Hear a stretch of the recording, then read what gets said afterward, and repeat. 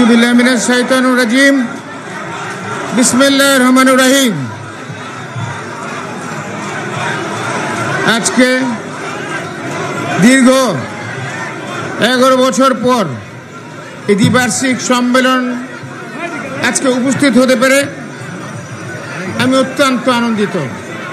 আজকের এই সম্মেলনে প্রধান অতিথি আমার অনেক দীর্ঘদিনের অত্যন্ত ঘনিষ্ঠ বন্ধু বর জনাব সালাউদ্দিন আহমেদ।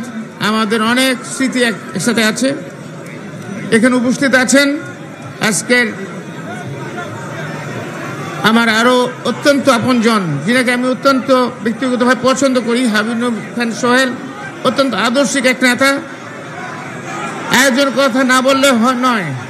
আমাদের যদিও আমাদের দেশ এই জেলার না, কিন্তু অত্যন্ত কঠোর পরিশ্রম করছেন, অত্যন্ত সফল সার্থক ব্যক্তিত্ব জনাব আলম সাহেব, যিনাকে অবশ্যই আমরা সবাই আলম সাহেব বললেও উনি পচা আলম বললে উনি বেশি খুশি হন, আমাদের আলম সাহেব।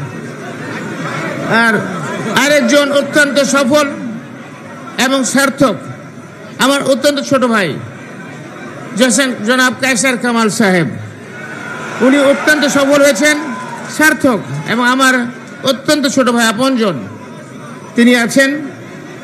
এবং সেই সাথে আমাদের আরো নেতৃবৃন্দ সবাই এখানে আপনজন। সেই সাথে আছেন আমাদের এই 10 থানার, আমার 3 থানা তো আছেই, মদন মোহনগঞ্জ খালিয়াজুড়ি তো আছেই, পাশাপাশি 10 থানা এবং 5টা পৌরসভার থেকে আগত কাউন্সিলরবৃন্দ, ভাই এবং বোনেরা এবং বিএনপির নেতৃবৃন্দ, অঙ্গ সংগঠনের নেতৃবৃন্দ, আসসালামু আলাইকুম। সর্বপ্রথমে আমি রব্বুল আলামিনের কাছে শুকর গুজারি করি, আল্লাহ পাক আপনাদের সামনে আমাকে নিয়ে এসেছেন, সেই জন্য লক্ষ কোটি শুকর করি। সেই সাথে আমি যেখানেই যাই আমাকে একটা কথা বলা হয়, আমি নাকি অত্যন্ত নির্যাতিত, সারাদিন সাহেবও নির্যাতিত। আমি বলি ভাইরা, আমরা নির্যাতিত ঠিক আছে, কিন্তু আমাদের চেয়ে বহু গুণে বেশি নির্যাতিত হচ্ছেন আমাদের দেশনেত্রী, আমাদের প্রাণপ্রিয় নেত্রী, গণতন্ত্রের নেত্রী, 3 বারের মাননীয় প্রধানমন্ত্রী বেগম খালেদা জিয়া এবং ওনার পরিবার। ওনার যে নেতৃত্ব সীমাহীন, উনি কোনো কারণ ছাড়া মিথ্যা মামলায় 8 বছর কারাবাস করেছেন। ওনার ছোট ছেলে আরাফাত রহমান কোকো নির্যাতন, নিপীড়নে, মানসিক নির্যাতনের কারণে শাহাদাত বরণ করেন। ওনার বড় ছেলে আমাদের অ্যাক্টিং চেয়ারম্যান, যিনি আমাদের আজকে এই দলের হাল ধরে আছেন, তিনি প্রবাসে নির্বাসিত অবস্থায় আছেন, 18 বছর প্রায় হয়ে গেল। এবং উনাকে, আমাদের নেত্রীকে, উনার নিজস্ব বাসা থেকে উচ্ছেদ করা হয়েছিল। উনার চেয়ে বেশি নির্যাতিত কেউ আছে বাংলাদেশে ভাই? তো আমরা উনার জন্য দোয়া করি, আমার নেত্রীর জন্য। আর না আমার নেতার জন্য এইটুকু বলবো, আপনারা কি বাংলাদেশে ভবিষ্যৎ প্রধানমন্ত্রী হিসেবে কাউকে দেখতে চান? কাকে দেখতে চান? কাকে দেখতে চান? আবার বলেন, 2 হাত তুলে বলেন আলহামদুলিল্লাহ, আলহামদুলিল্লাহ, আল্লাহু আকবার। ভাইরা আমার, রাজনৈতিক বক্তব্য আমার বন্ধু সালাউদ্দিন আহমেদ সাহেব পুরোটাই বলে ফেলেছেন বর্তমান প্রেক্ষাপটে। তবু উনার মধ্যেও একই কথাই হয়তো কিছুটা রিপিটেশন হয়ে যাবে, কিছু কথা হয়তো বলতে হয়। আজকে যখন নির্বাচনের তারিখ ঘোষণা হলেই একটা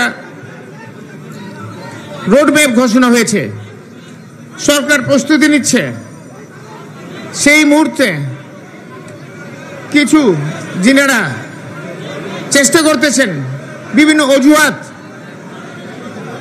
অজুহাত খুঁজতেছেন বা অজুহাত বানাতে চেষ্টা করছেন, যাতে করে নির্বাচন পিছানো যায় অথবা নির্বাচন না করা যায়। ভাইরা আমার, আপনাদেরকে বলতে চাই, আপনারা যারা এই কর্মের সাথে লিপ্ত, আপনারা যদি এটা করেন, বাংলাদেশের জনগণ কিন্তু ভাইরা মানবে না। বাংলাদেশ জনগণ কিন্তু নির্বাচনমুখী, জনগণ কিন্তু একটা সঠিক নির্বাচনের জন্য অপেক্ষমান আছে। আপনারা যদি নির্বাচনে না আসেন, কিছু আসে যাবে না। নির্বাচন কিন্তু হয়ে যাবে ইনশাআল্লাহ তাআলা, আল্লাহর রহমত হবে। এবং আপনারা যদি না আসেন, আমার ভাই আমার বন্ধু বলছেন আপনারা হারাই যাবেন, আমি বলি না, হারাইলেও ভাই আপনারা হারানোর পর্যায়ে চলে যাবেন। আমি অতটুকু বললাম না, কিন্তু আমি সেই সাথে সরকারের প্রতি আহ্বান করব, আইন শৃঙ্খলা পরিস্থিতি প্রতিদিনই অনেক বিভিন্ন ভাবে বিশৃঙ্খল অবস্থায় যাচ্ছে, সেটা দেখার জন্য আমি বেশি কথা বলবো না। সামনে আজকে আমাদের সম্মেলনে দ্বীপবার্ষিক সম্মেলন দেরিতে হলো 1 বছর 11 বছর পরে হচ্ছে ইনশাআল্লাহ তাআলা। এই সম্মেলনে আপনারা এমন ব্যক্তিত্বকে নির্বাচিত করবেন যিনি ত্যাগী এবং যিনি পরিশ্রমী, দলের জন্য নিবেদিত প্রাণ, এবং যিনি দলের জন্য ভবিষ্যতে আমাদের দলের জন্য কিছু কর্ম দিতে পারবেন, কর্ম দেবেন, যিনি পরীক্ষিত, এরকম লোককেই আপনারা বেছে নির্বাচিত করবেন। এই বলেই আমার বক্তব্য শেষ করছি। আল্লাহ হাফেজ। বাংলাদেশ জিন্দাবাদ, বাংলাদেশ জাতীয় দল জিন্দাবাদ।